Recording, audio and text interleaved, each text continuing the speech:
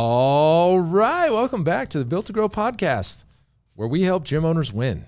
I'm joined in studio in the greatest state in the nation, Arizona, God's country, joined by Randy Angston. What's up, buddy? I just love how interesting this show is. Quick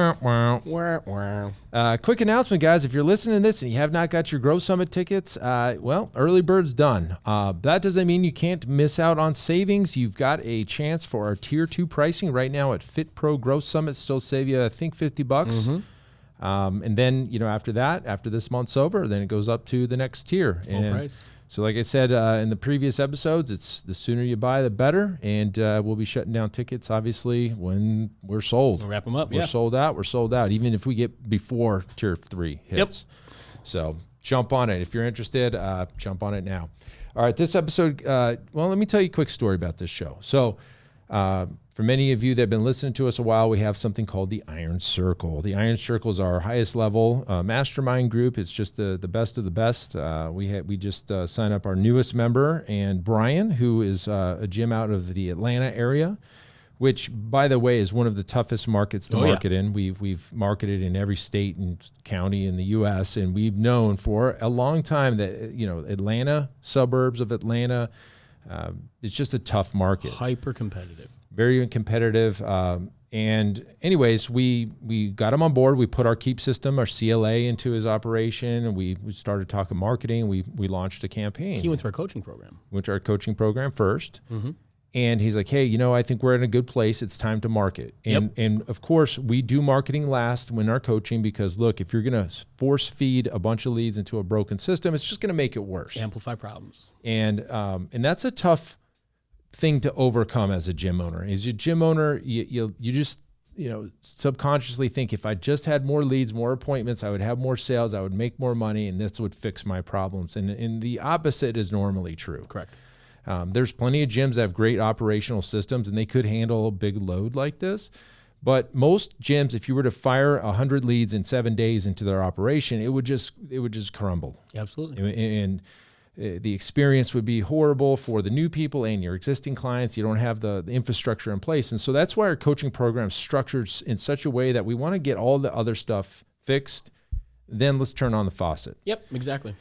And so we turned the marketing on for Brian, and Brian within 7 days had 97 leads had opted in, and 35 had booked appointments all through automation. Of course, he's doing some follow-up calls with some of them, and of course, a lot of them are still on the hook, and we don't know what's going to happen next week. But right now, he has 35 appointments on the books, and we had our call yesterday, and we were just talking about it, and we were like, look, how's it going, blah, blah. You know what?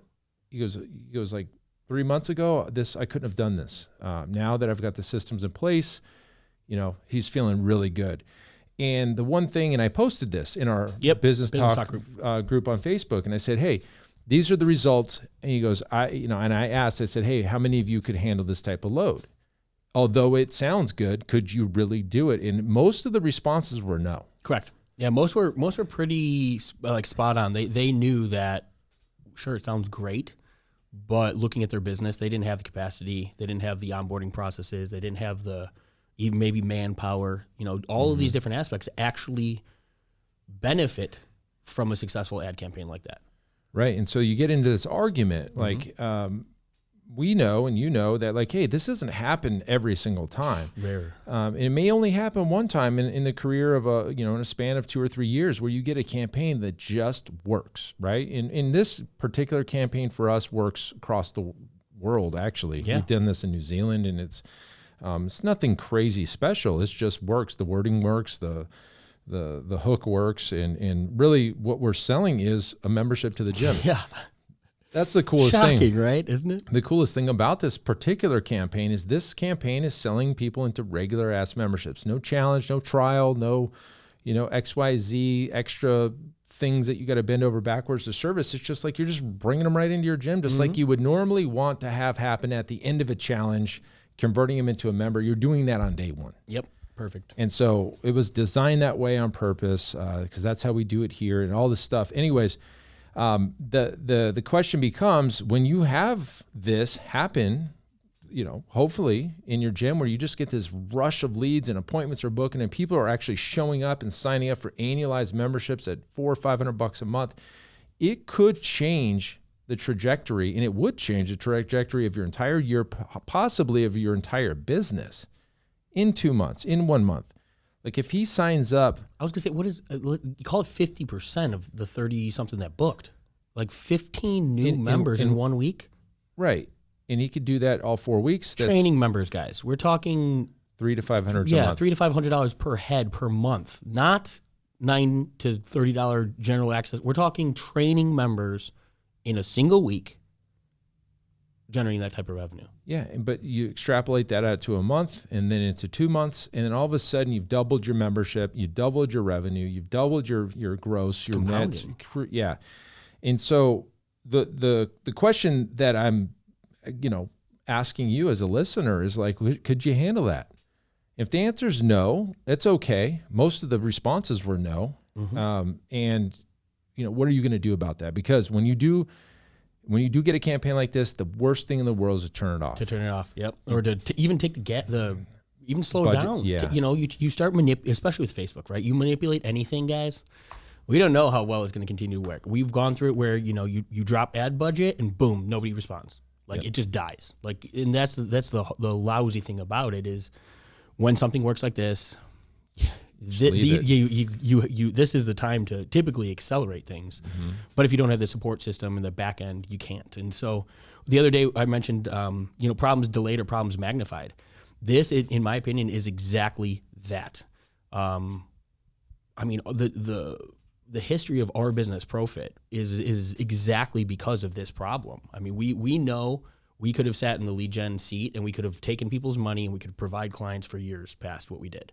But the problem was it was not helping their gyms. Facts, guys. Because of these reasons, we were amplifying problems. We were throwing so many people through the front doors of gyms. We were finding 1,000 ways that they were finding their way out. You know what I mean? And so we asked better questions. We got a little bit more granular, and we started breaking down the systems, the onboarding processes, the nurtures, the automation involved. I mean, you know how many gyms right now couldn't even get 97 leads scheduled in a week, let alone to have all of that happen automatically without anybody actually doing the work. No extra work. You know what I mean? Like that's huge. Like how many people could just benefit from that aspect alone? Right? All of them. So, all of these different, exactly, everybody can. So all of these different situations in the systems of the business is where the greatest opportunity lies. Right. That's why we're addressing the systems of the business. It's not fun. It's not sexy. It's not like, cool, we put 500 leads through this gym this month. Sounds great. But again, the movement and the thing that's really sexy is gym owners being able to take a day off. Or go on vacation, or have confidence that 100 leads are being booked and your team is picking up. There's no additional stress levels to these gyms where they're like, oh my God, I got to call these. Did you call that person? It's all happening in automation. That's our CLA. And that's really why we designed it, is because we want the opportunity to book 35 consultations in 7 days. Yeah. 5 a day. And in today's day and age, 2022, when you're listening to this show, this isn't normal. Like 2015, this was normal. 2022, it's just not as normal. And when you get one like this, I mean, we're celebrating. We're celebrating. Yeah, we are. Yeah. And there's, and there's excitement at the gym. There's new blood in the gym. The staff is excited. The gym owner's like on cloud 9. It's just an amazing feeling. And so that's really what we're addressing. You need to understand, guys, if this is your problem right now, problems delayed or problems magnified, you're never going to fix it until you fix it. Yep. And that's why our coaching program exists, is to fix the systems in the gym. So then we could turn on a campaign like that and everybody's happy. This is, there's 1,000 analogies we could throw at it, but it's the difference between doing things fast and doing things right. You want to grow for the long term, fix the systems once. You might have to work on things over the time, but first of all, you're never going to fix those systems, or those problems are never going to go away. They're only going to magnify if you focus on lead generation.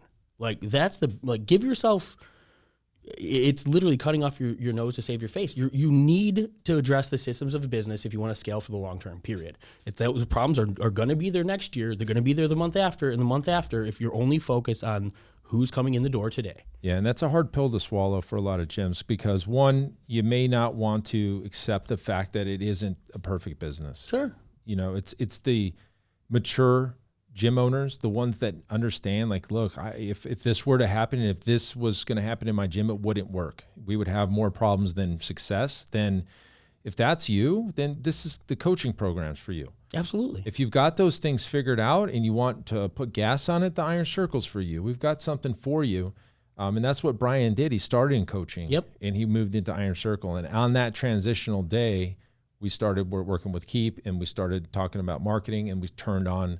I gave Brian, and I would give this to you as well, the exact copy, the exact targeting strategy, the exact, ad set to ad ratios, and all the things that, we used to do and we still know how to do, but we just don't do it anymore. Yeah, I taught his girl, his admin that does it at the gym. I taught her.